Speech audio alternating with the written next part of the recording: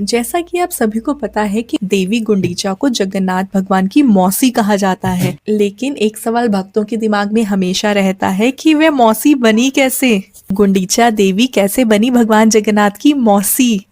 दरअसल में उत्कल के राजा इंद्रद्युम्न और उनकी पत्नी रानी गुंडीचा ने भगवान नील माधव का एक भव्य मंदिर का निर्माण कराया।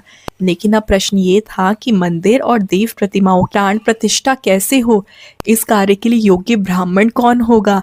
ये सारी बातें चल ही रही थी कि देवर्षि नारद उत्कल पहुंचे। तो राजा ने उनसे प्राण प्रतिष्ठा का पुरोहित बनने का निवेदन किया, लेकिन देवर्षि नारद ने इसके लिए मना करते हुए कहा कि इस दिव्य विग्रह की प्राण प्रतिष्ठा ब्रह्मा जी ही कर सकते हैं, इसलिए आप मेरे साथ चलिए और उन्हें आमंत्रित कीजिए, वे जरूर यहाँ आएंगे। राजा इसके लिए तैयार हो गए और ब्रह्मा जी को आमंत्रण देने के लिए चल पड़े। तब नारद मुनि ने कहा, हे राजन, क्या आपने ठीक से विचार कर लिया है कि आप चलना चाहते हैं?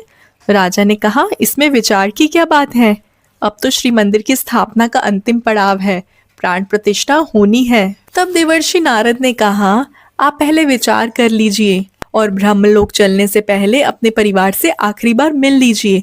आखिरी बार? ये शब्द सुनकर रानी गुंडीचा परेशान हो गई और इंद्रद्युम्न को भी कुछ समझ नहीं आया। तब देवर्षि नारद ने कहा, आप मनुष्य हैं, ब्रह्मलोक जाने और वहां से लौटने में धरती लोक पर बहुत कुछ बदल चुका होगा। जब आप लौटेंगे तो ना आपका राज परिवार रहेगा, न ही ये राज्य, पूरे नीलांचल क्षेत्र में किसी और राजा का शासन रहेगा। अब राजा दुविधा में पड़ गए। वे मृत्यु से तो नहीं डरते थे, लेकिन उन्हें इस बात की चिंता थी, जब तक ब्रह्मदेव को लेकर वह लौटेंगे तब तक ये मंदिर न जाने किस हाल में होगा। देवर्षि नारद ने उनकी चिंता को भांपते हुए कहा, आप एक काम करिए, ब्रह्मलोक चलने से पहले राज्य में 100 कुएं, यात्रियों के लिए सराय बनवा दीजिए। इसके साथ ही 100 यज्ञ करवाकर पुरी के इस क्षेत्र को पवित्र मंत्रों से बांध दीजिए, इससे पूरी क्षेत्र सुरक्षित रहेगा। राजा ने ये सारे कार्य करवा दिए और फिर चलने के लिए तैयार हो गए।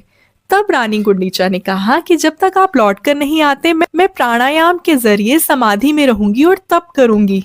वहीं विद्यापति और ललिता ने कहा कि हम रानी की सेवा करते रहेंगे। राजा ने विद्यापति से राज्य भी संभालने के लिए कहा, लेकिन उन्होंने राजगद्दी पर बैठने से इनकार कर दिया और कहा कि मैं रानी माँ की सेवा करते हुए ही राज्य का संरक्षण करता रहूंगा। ये सारे प्रबंध करने के बाद राजा देवर्षि नारद के साथ ब्रह्मलोक पहुंचे और ब्रह्मा जी से श्री मंदिर की प्राण प्रतिष्ठा के लिए आग्रह किया। ब्रह्मदेव ने राजा की बात मान ली और उनके साथ जब वे सभी वापस धरती पर लौटे, अब पुरी में किसी और का शासन था। इस दौरान श्री मंदिर भी समय की परतों के साथ रेत के नीचे दब गया। इसी दौरान भूतकाल के राजा